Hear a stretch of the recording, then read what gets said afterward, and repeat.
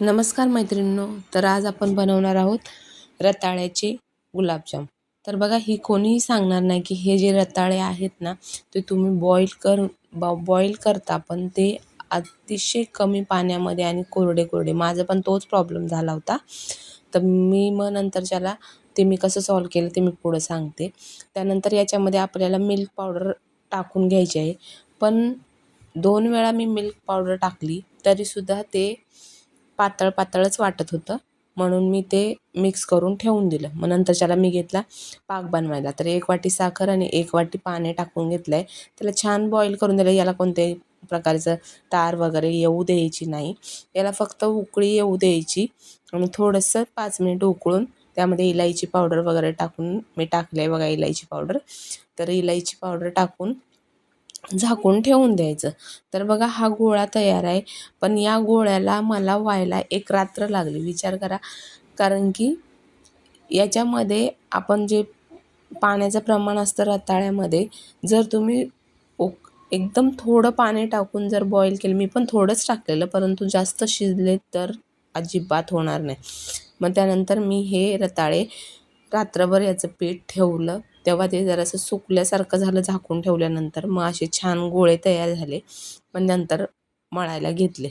मग नंतरच्याला तेलामध्ये छान असे फ्राय करून घ्यायचे आणि एकदम मंद गॅसवर फ्राय करायचे आणि अजिबात थोडा वेळ हलवायचं नाही आहे।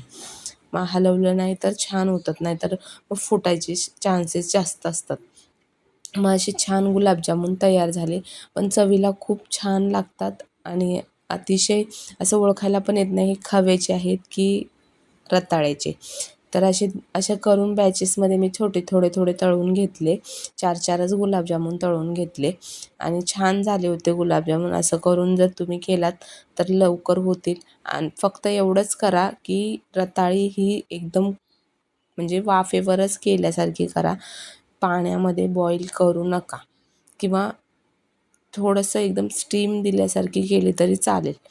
मग अशी छान बॉईल करून घेतले बघा, फ्राय करून घेतले गुलाबजामुन आणि याला मग आपलं पाकेमध्ये टाकून घेतले। बघा किती सुंदर होतात हे गुलाबजामुन, चवीलाही खूप छान लागतात।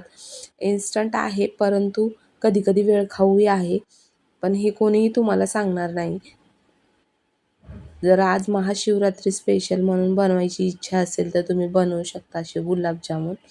तर बघा, असे छान गुलाबजामुन मी तयार केले मुद्दाम महाशिवरात्रीसाठी। तर बघा किती सुंदर झाले आहेत। आणि रेसिपी आवडली तर लाईक करा, शेअर करा आणि सबस्क्राईब करा। धन्यवाद।